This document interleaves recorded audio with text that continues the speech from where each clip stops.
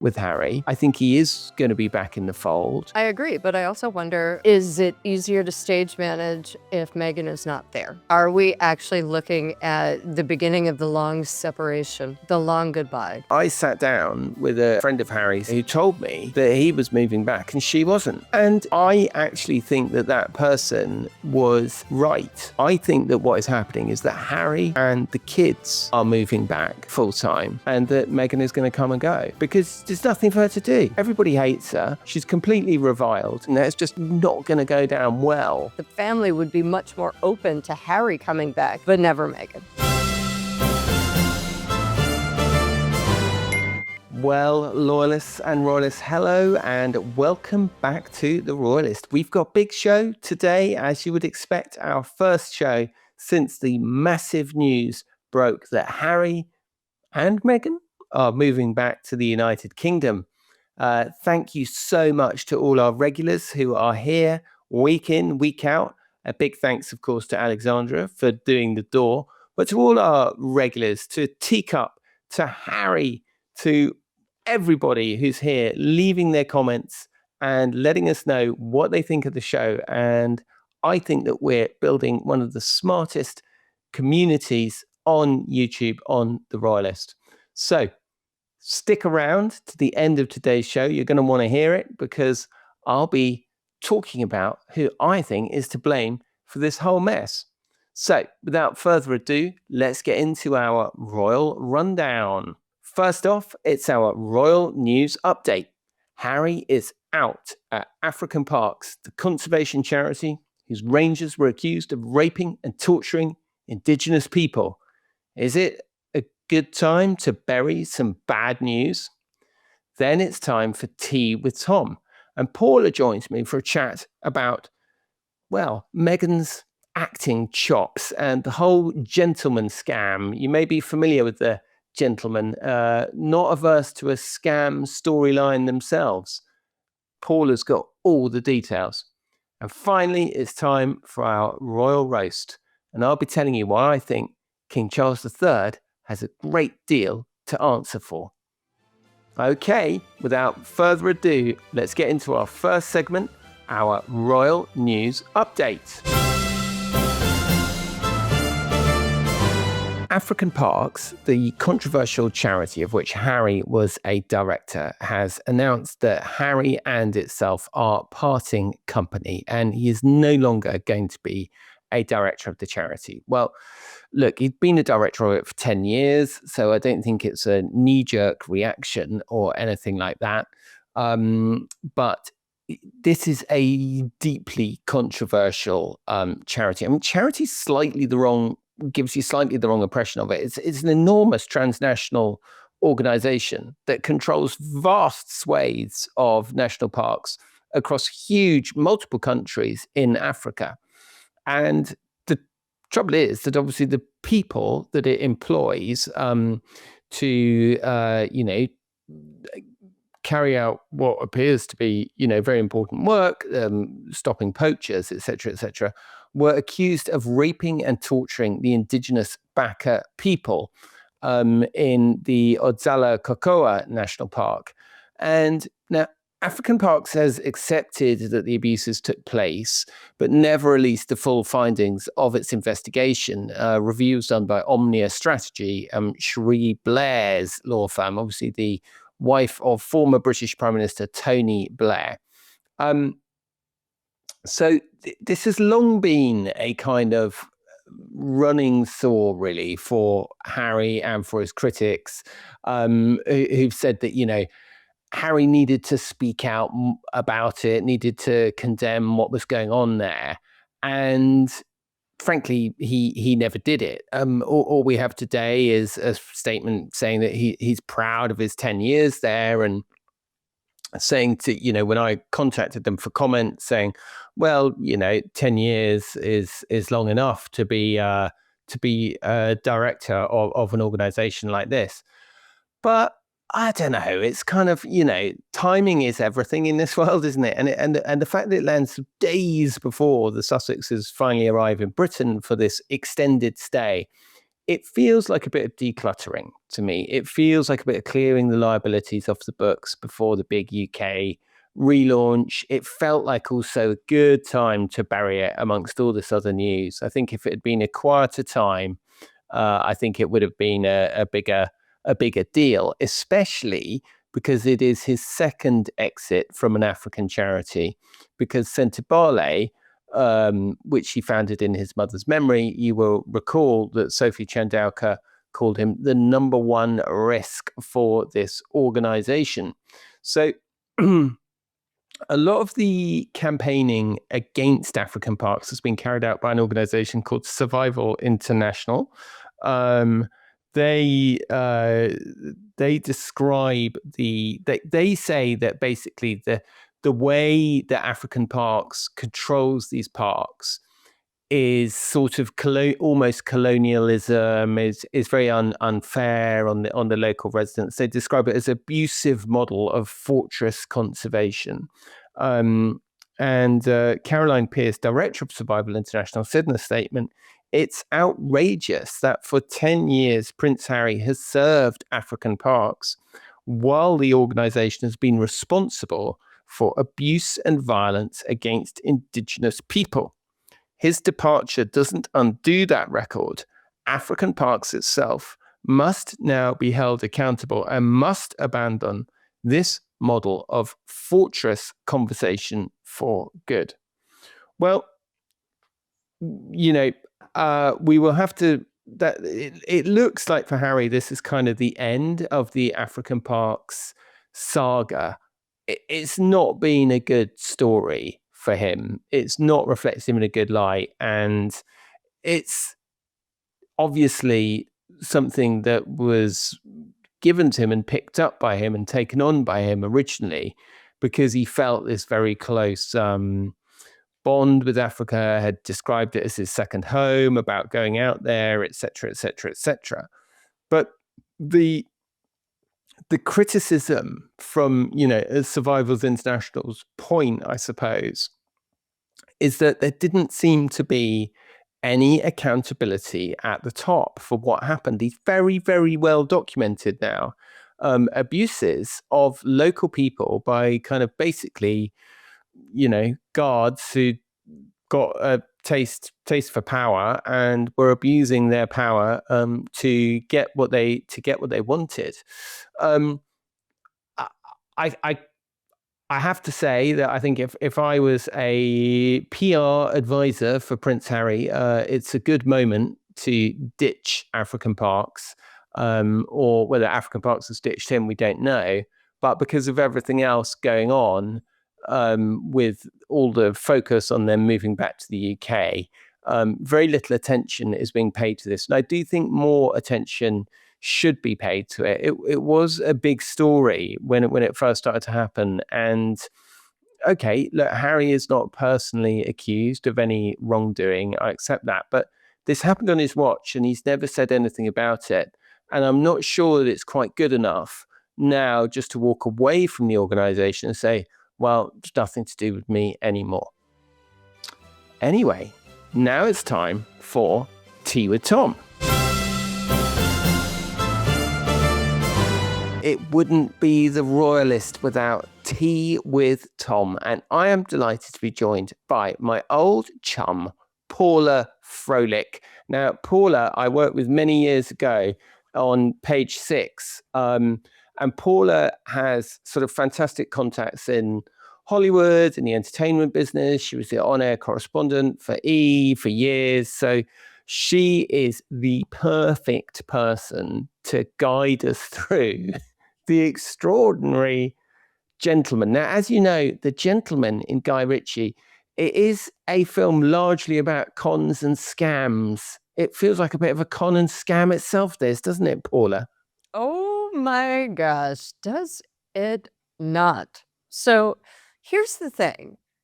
They had a first season. I believe they have a second already shot, Tom, but they have not been given a green light for a third. So, we're sitting there looking at it as Meghan's team first says, she's getting back into acting. And then the next thing you know, she's going to be on The Gentleman. Wait a beat. And no, she's not, which is hilarious because there's a couple of things going on here. Number one, this is yet again another example of the Sussexes trying to force something through by letting stuff slip to the press and then having people just try to get in line. And it's also another one of just full out baloney because it hasn't been shot yet. They were maybe in talks. Who knows? Because there are so many untruths and slipperiness going on via the Sussex camp, I might add. And it's crazy. Now I'm starting to hear the slip of Meghan's always wanted to be on the West End, which is, of course, the British version of Broadway, which I also think is even more hilarious because we've had several people on Broadway. You look at Megan the Stallion, whatnot, who try Broadway because it seems amazing. And then they end up after a week getting sick and having to stop because it is, what is it, Tom? It is hard work, really hard work. And we know that Megan is averse to that. Not only is it hard work, but she has never been on Broadway or West End. We don't know if she can sing. We've seen her act, and I like to use that word with quotes around it because we saw Suits. And I'm just not convinced any of this is real. I think she's trying desperately, not to mention the West End does not pay well. Broadway pays something like, I think the scale is, I'm pulling this out of my ear, but it's basically like $250 a day. Okay. And Meghan and Harry need some cash. You ain't going to get it. On the West End, what she's trying to do is prove to everyone she is that talent that they desperately need. I can't. At this point, it has just become such a soap opera line. It's unbelievable. What I found really interesting about the whole gentleman thing was that it felt like it was this desperate attempt to retrofit an answer or to provide an answer to the big question, right? Which no one can answer, which is why on earth would Meghan want to come back to a country that she said was, racist, that she doesn't like the humor. As far as I gather, she's not particularly into shooting pheasants by the hundred and hunting foxes and shooting grouse. She felt that, the revered institution at the heart of it was completely cruel to her, would not help her when she was suicidal, drove her to, it was a matter of survival that they had to leave. The implication being that they were at risk of such a catastrophic mental breakdown that they would have killed themselves if they'd stayed a moment longer. So there's a very natural question, right? Which is, why are you coming back then? I mean, we know why Harry's coming back because it's his home.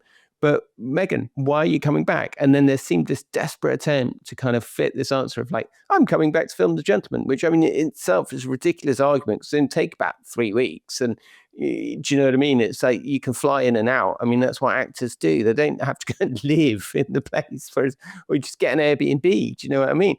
So, but what was extraordinary to me was the speed with which it unraveled. So on Friday, we had, it's an acting job. By Friday evening, it was The Gentleman. By Saturday morning, Tina Brown sending out this note on her Substack saying that, there was a backlash and it wasn't going to happen.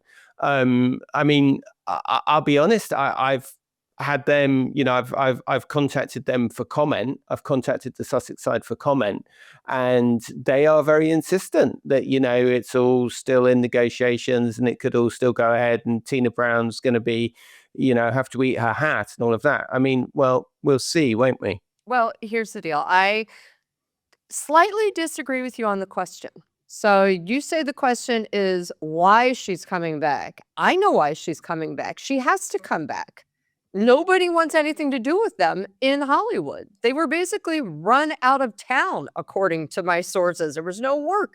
Nobody wanted to hang out with them. That is why they're coming back. I think the question is, what is she gonna do?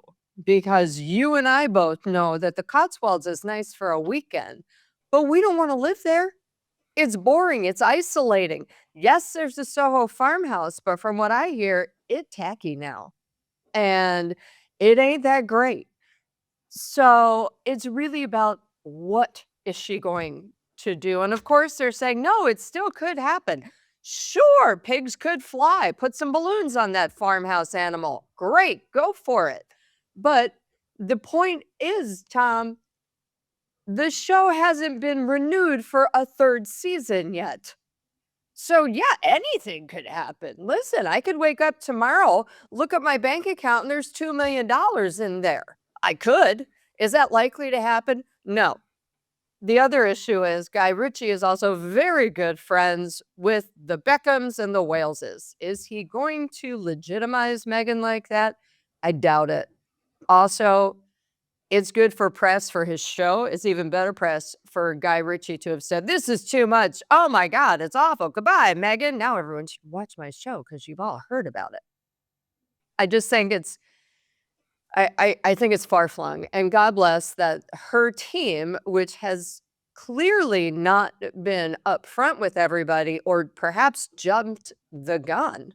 And by jumping the gun, I mean Meghan saying, I'm going to get back into acting. Okay, Meghan's getting back into acting.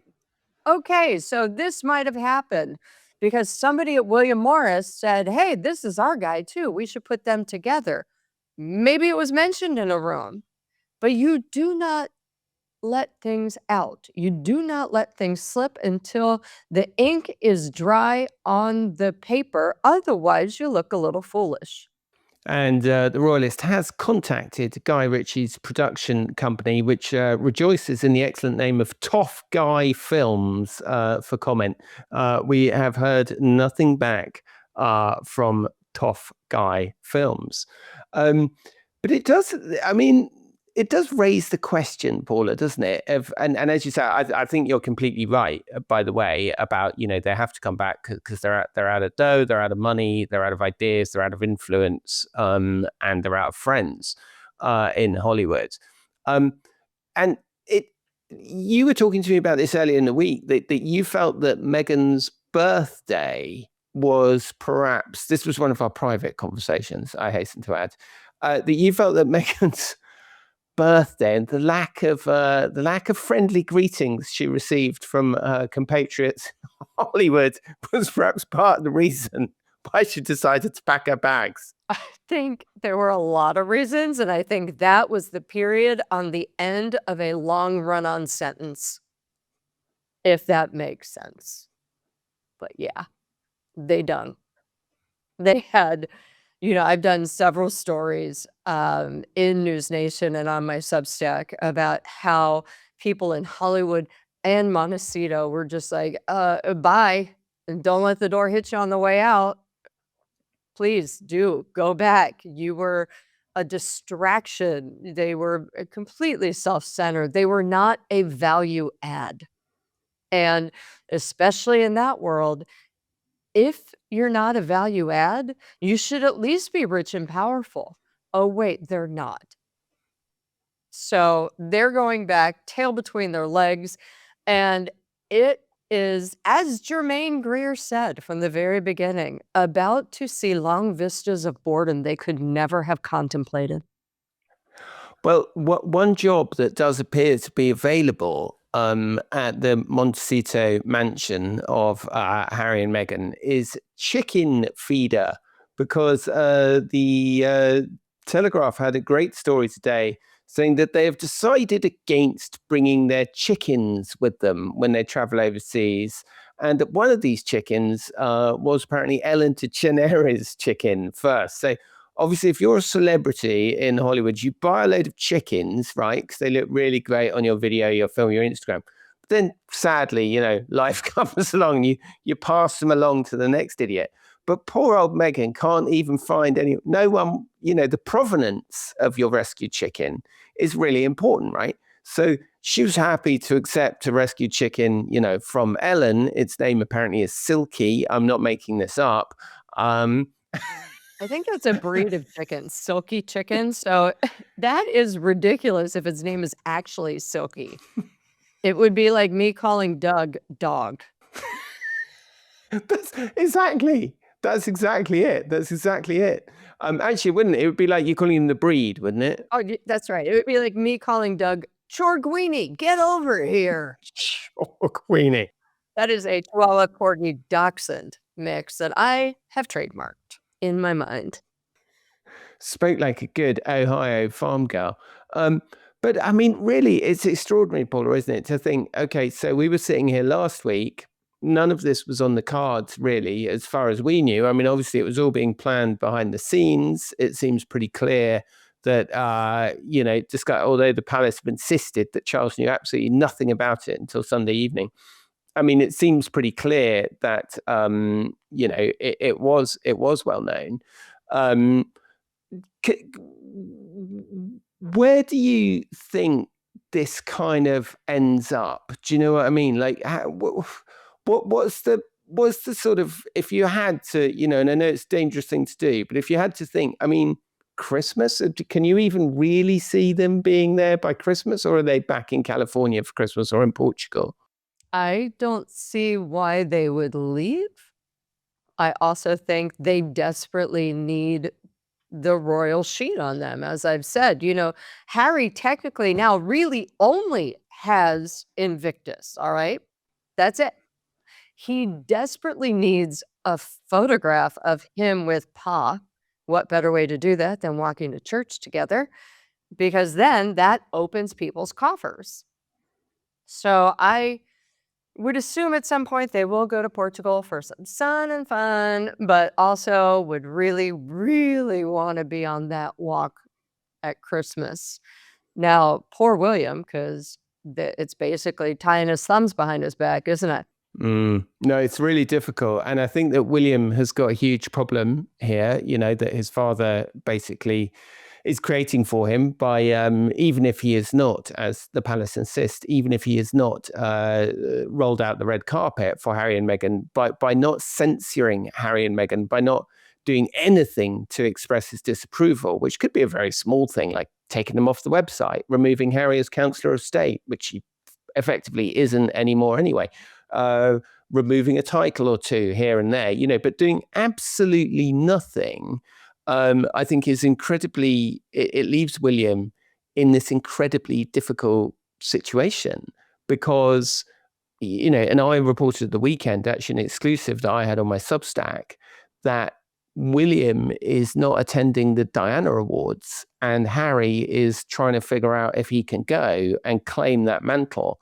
But it does leave William in a really difficult situation, doesn't it? If every time he wants to go anywhere, he basically has to try and guess whether Harry's going to be there or what Harry's going to be doing, or if Meghan's going to show up in the farm shop in a Balenciaga outfit and drop 6 eggs. Ooh, it's a real problem for William. It's a huge problem. It's a huge problem having this rival court. I have to stop you right there because Meghan, whether she shows up at a farmhouse and drops 6 eggs, I literally just had the worst vision of my life of Meghan laying eggs. Thank you for that, Tom.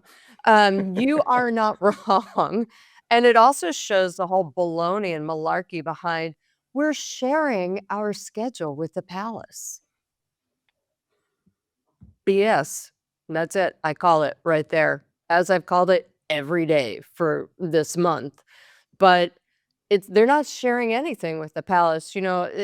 I actually do believe that Charles didn't find out till Sunday. Yes, I do think that Meghan and Harry have been dealing with this for a while, obviously, and that there may have been rumors and whispers around the palace. But I do believe that it wasn't until last Sunday that they're like, we're doing it. We're coming home, Pa. Aren't you excited? And they're not sharing anything because we would know. And they would know, and it wouldn't be a guessing game. And I do believe that Harry absolutely will show up to Diana. That's his two identities right now, Invictus and his mother, period. Oh, sorry. Maybe add in husband, father, but not as much as Invictus and Mommy. So he's gonna go do that. And the issue is more that William, the narrative turns so quickly, doesn't it? Especially in this day and age when people have no memory whatsoever. You can see in about 6 or 8 months, people being like, "Oh my gosh, William's so hard-hearted. Why wouldn't he walk at church with them? Why wouldn't he show up? That's his mother too." And this kind of baloney lies. So, I hear you. It's rough for him. He's gotta play a game. Now, does he show up at church with Catherine and do the whole, "I sit in the front row, you guys sit 2 rows behind"? Does he do the thing where they do the walk, but not together, and poor Peter Phillips and Harriet are stuck in the middle again? It's who can say? It's just my gosh, Tom. All I have to say is this is the best soap opera I have ever watched in real time in my life. It's ongoing. It's never ending. It's every day is a box of popcorn. It's such an interesting point you make there, Paula, about that kind of that collective amnesia that we all now suffer from so much, and that people are unable to set things in the context of certainly of years, because obviously at the moment there's a huge amount of sympathy for William and Catherine, because people are cognizant of what Harry said, etc., etc., etc., in his book, and horrible things that were said about William and Catherine in a very public way, and a great betrayal for William and Catherine. But you're absolutely right that, and we saw this with Andrew, right? When Andrew kept showing up at church services for the first 2.5 years of Charles's reign, in the end, the media just kind of got bored writing about it. Do you know what I mean? And in the end, when it came to the thing at the Duchess of Kent's funeral, and William sort of curled his lip and stepped away, that finally sort of cut through again, and people started saying, hang on, it's a bit weird, this guy is hanging out with the royal family, but the fact is that Charles, in a way, what he's trying to do with Harry, he's had a trial run of doing it with Andrew. Had it not been for the emergence of the Epstein emails, and to be fair to the palace, that's never happened in history before, right? The entire content of someone's email and correspondence history has never been released before. Had the Epstein files not emerged, Andrew would still be showing up at church with the royal family.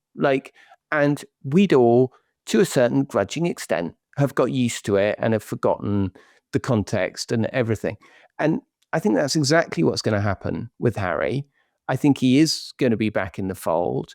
And I think it leaves William with a really, really tough choice, which is either to say, I'm going to be, I'm not ever going to speak to him again, but I'm going to look, frankly, a bit ridiculous to people who are afflicted by the amnesia. People who remember will completely understand it, but the 85% of people with the amnesia won't understand it, which is why I think that William, who is a real pragmatist, he's a total pragmatist. Like, if you look at the way he dealt with Camilla, right? He never said anything about Camilla because he's such a pragmatist. He realized that it wasn't going to be good to be having arguments within the family about who was queen and who wasn't queen.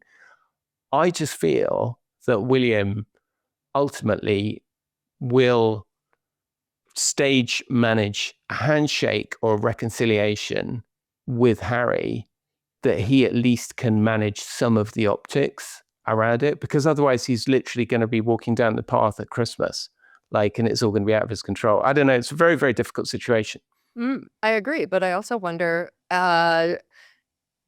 is it easier to stage manage if Meghan is not there? Are we actually looking at the beginning of the long separation, the long goodbye?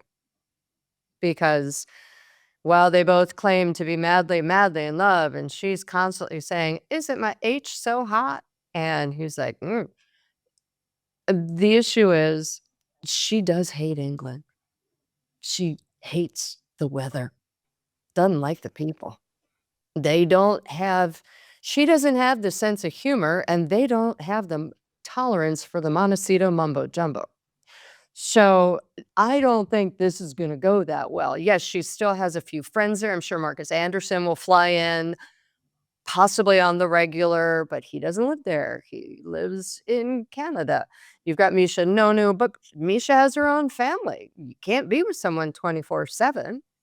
And Harry has his own friends that he is now going to want to, I don't know, go out and see and go be Harry again. So I think we got a lot of interesting storylines going for this now retitled soap opera called The Days of Our Cotswolds Lives, starting in a week. I love it. Yeah, but and you know what, right? So, Paula, you know that I've chatted to you about this as well, and I've written about it. But as I told you, like I sat down with a friend of Harry's in March this year who told me that he was moving back and she wasn't. And I said to them at the time, and it was the day before that story came out in the Wall Street Journal saying if he wants to remarry, he's going to have to get the king's permission and all of this. And, you know, I actually think that that person was right. What they were telling me at that time was right. I think that what is happening is that Harry and the kids are moving back full time and that Meghan is going to come and go because there's nothing for her to do. Everybody hates her. She's completely reviled. Like, look at who, do you know the king of the Cotswolds is Jeremy Clarkson, right? I mean, he's at everything. You wouldn't think it, but he's at every party, every event. And we know what well, if you don't know what he said about it, he had to apologize for it because he wrote in the newspaper that she should be pelted with unpleasant stuff while she walked through the streets, and he had to issue an apology for that. The other queen of the Cotswolds, right, is Rebecca Wade. Now Rebecca Brooks, married to this racing trainer called Charlie Brooks. His nemesis at the Sun, the red-haired, boss now of the whole of News International.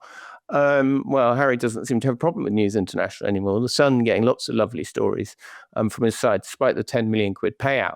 But that's the point. I can see that it makes perfect sense for Harry and the kids to be living in England, but it makes no sense whatsoever for somebody who, of Meghan's disposition, her politics, her attitude, her, I don't want to use the word woke, but I'm going to. Do you know what I mean? That's just not going to go down well in the Cotswolds. You're not going to be invited to hunting dinners, shooting dinners, and those are the events that make up almost the entirety of the social season from really not quite now because it's grouse season now, and so it doesn't really kick off till about October, mid-October, all the way through to the end of February. Listen, it's going to be fascinating. That entire family, every single one of them needs to be seen as royal. The kids need to get rid of their American accents. And Archie may go to school with Louis at Eton. Who can say? Wouldn't that be weird and awkward? But not as weird and awkward if Harry and Meghan are not together anymore. You and I have both heard throughout the years that the family would be much more open to Harry coming back, but never Meghan. Funnily enough, I actually reported, gosh, it must have been last year or the year before, that Harry had put Archie down for Eton. And Harry himself was moved, so outraged by this to issue a denial. But I mean, the fact is that their denials, they're not worth the paper they're written on these days. I mean, that's the trouble when you consistently lie to the press and you consistently lie to the media. It's quite interesting. The Mail had a huge story today, which about how Meghan had spent all this time with Jerry Spice at the Cotswolds, blah, blah. Their office have issued a kind of furious denial saying it's completely untrue. None of this is true. They didn't meet with them. It's completely made up. Mail have just left it on their website. They don't care. They're like, why should we listen to what you say? You're lying. You're telling people that you're not briefing meetings and you are briefing meetings. You're telling people that you've got consent forms and you haven't got consent forms. So that's the trouble, isn't it? When you lose credibility and you completely torch your relationship with the media. Yeah, well, it's once you become a known liar, it's hard to get it back. First of all, in the States, that means you have no reputation left to defend. So therefore, you literally cannot sue for libel because you're obviously a public person, but you have no reputation left. So people then can say whatever they want. You and I both see a lot of things on YouTube and the internet of people saying outrageous things that you're like, okay, that's all right, you go ahead. But they can't sue for that. It's different in England where anyone can bring a suit. And then if I sue you, you have to prove that you didn't do it. Whereas in the States, if I sue you, I have to prove that you did it. So the legal systems are very different. However, you're right. th- They are unbelievable anymore. I would say that their PR people are not believable anymore. I would say all of it is unbelievable, which is why, again, I refer to it as a soap opera because they seem to have all of these little storylines that they need to shove through in order to get another season greenlit. Paula Froelich, thank you so much for joining us. Paula, will you remind everybody where they can find you online and on mainstream media? Okay, so every day I do the daily dose of BS where I call out everybody and everything, sometimes myself and my own dog, Doug. Sorry, Doug. But that shows every night at 5:30, except on Tuesdays when it's at 6 because of this show. And I also am on Paula Froelich Uncensored on Substack, and every Tuesday and Thursday at noon 30, my show for News Nation drops. We love you, Paula. Thanks very much for being on the Royalist, as always. Thank you, friend. And now it's time for our Royal Roast. I think there's really only one person who, if you've been following on my Substack and reading the comments on my Substack and on my YouTube lives, that people are absolutely furious with. And I'm afraid to say that it is the King of England, King Charles III. People are, I think it is fair to say, really, really disgusted at the way that the king is, if not rolling out the red carpet for Harry and Meghan. Okay, let's do him the courtesy of saying that what he is saying is true and that he didn't know before and that he was completely blindsided by the whole thing. But even if that is true, I think it's completely unacceptable that we've had no clarity, no leadership, no on the record statement from the king about what the return of Harry and Meghan to the United Kingdom means for the monarchy and for the royal family. Personally, as you know, I think that the king missed a trick, really, to act more decisively and to express his censure of Harry and Meghan. I think obviously it's now very clear that a mistake was made at the Sandringham Summit, not to actually remove the titles and just to rely on their goodwill, not to use their HRHs and stuff like that. But I think that now it would make things a lot clearer, wouldn't it, for people around the world and the citizens of the United Kingdom of Great Britain and Northern Ireland, if it was made clear that these two are not members of the working royal family. And the simplest way to do that, of course, would be to remove their titles. Now, I do accept that to do that might be a sort of unnecessary rattling of the cage at this stage and could risk making things worse. So I would suggest that there are some simpler things that the king could do. For example, he could say that Harry is not a councillor of state. At the moment, Harry is still a councillor of state, which means that he's allowed to deputise for the king if the king becomes sick. Now, they again have changed the rules so that only working royals who are councillors of state. But, you know, if Harry is back being a working royal by the end of the year, which, let's face it, is where this story is going to end, then that distinction becomes completely academic, doesn't it? The other thing that I think that the king deserves a bit of a roasting for is that he and the institution seems to be very softly introducing the notion that these two people who very clearly told us they think the monarchy is terrible, it's cruel, it's duplicitous, it's deceptive, it's uncaring. I mean, pick your own pejorative adjective. Are going to get full bells and whistles security back. And you can see that happening, whether it's this statement by Emily Thornberry, a British politician, saying that they should have it back, that Harry's a hero. I mean, a hero? Really? I do think that for an elected politician to be so out of touch with the views of the public is extraordinary. So Emily Thornberry, the Labour MP who chairs the Foreign Affairs Select Committee, so this is not a peripheral figure, said, we have to remember the Duke of Sussex has made a contribution to this country through his public service and heroism. He is the son of the king. He's made a big contribution to our country through public service that puts him and his family at risk. I mean, it's just a ridiculous thing to say. I would say that his biggest contribution to the United Kingdom has been to afflict enormous damage on an almost sacred institution of the monarchy.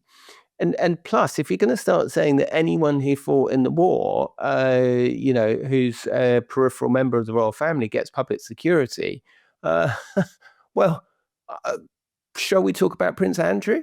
I'm not sure that Emily Thornberry really wants to go that line.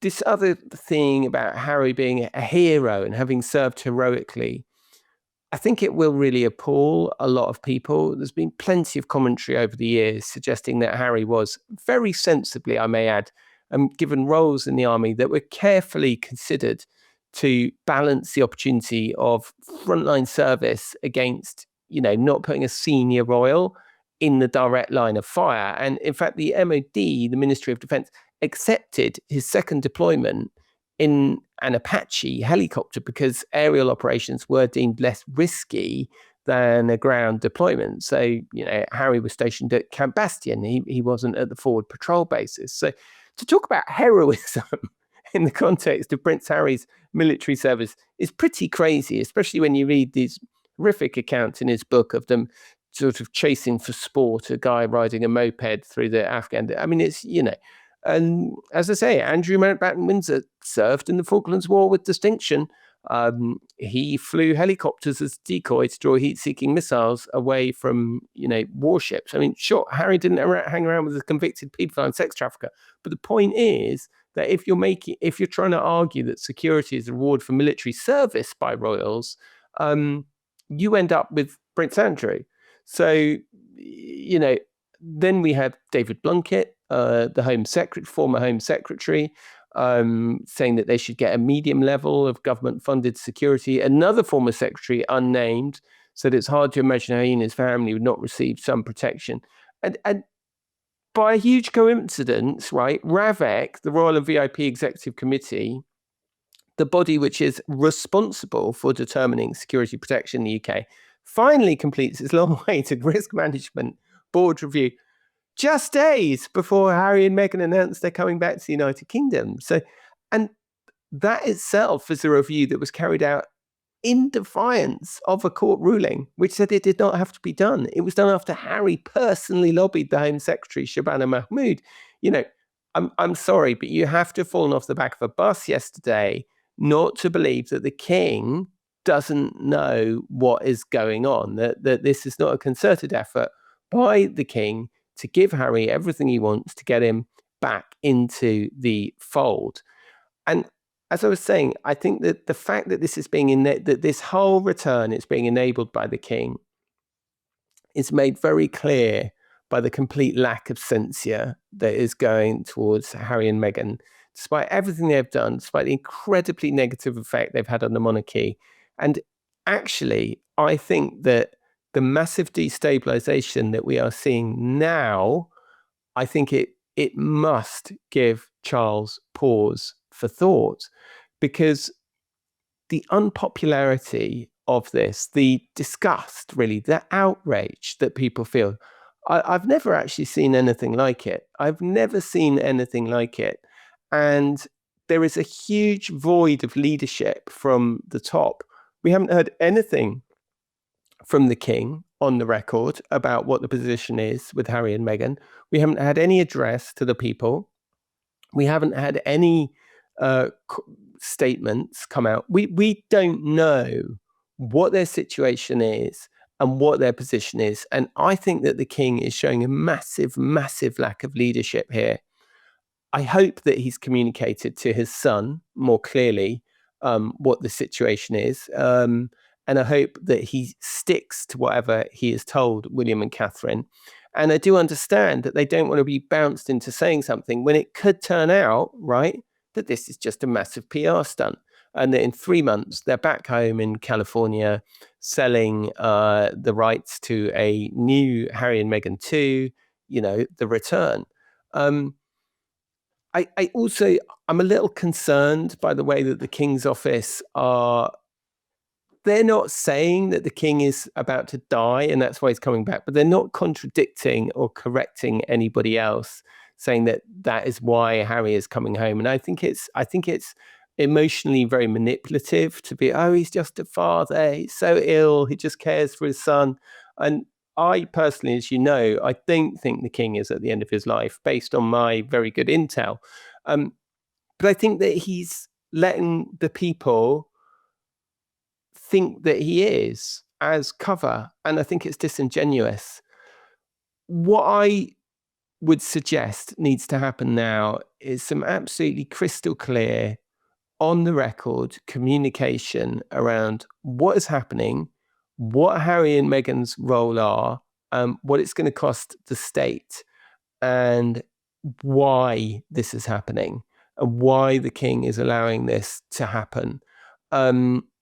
That is one of the things that I think would help to turn this around and make it more clear where this whole process that began, as I've been saying over and over again, and you know what, people didn't want to hear it and they had a go at me, but I've been saying that this began last year with that meeting at the Royal Overseas League.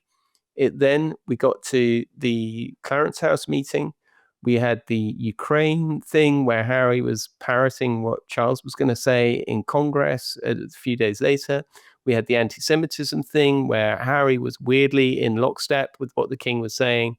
And of course, I have been reporting for ages that this is all about Harry and Meghan. Harry, anyway, maybe not Meghan, coming back to the United Kingdom. And the trouble is that it just looks like a complete disaster for the King. The King looks incredibly foolish. He looks like a kind of fond old King Lear, to be frank, doesn't he? Giving in to his emotions. He looks weak. And the British public, I don't think, are in the mood to tolerate it. And I think we are seeing that it's having a very, very serious impact on the monarchy. The monarchy had just begun to turn the corner after the Prince Andrew thing. We'd just seen the polls starting to improve. But why you want to invite two people to come back home who've devoted the last 5 years of their life to damaging, undermining, and weakening the institution over which you are supposed to be presiding and guaranteeing for the next generation, beggars belief. And the final straw for a lot of people will come if, when the Sussexes arrive at Heathrow later this week, they are met by a taxpayer-funded police escort. So, Your Majesty, consider yourself roasted. Well, thank you so much, everybody, for joining us today. It's been a fascinating few days in the great royal soap opera, and I've been enjoying covering every twist and turn of it.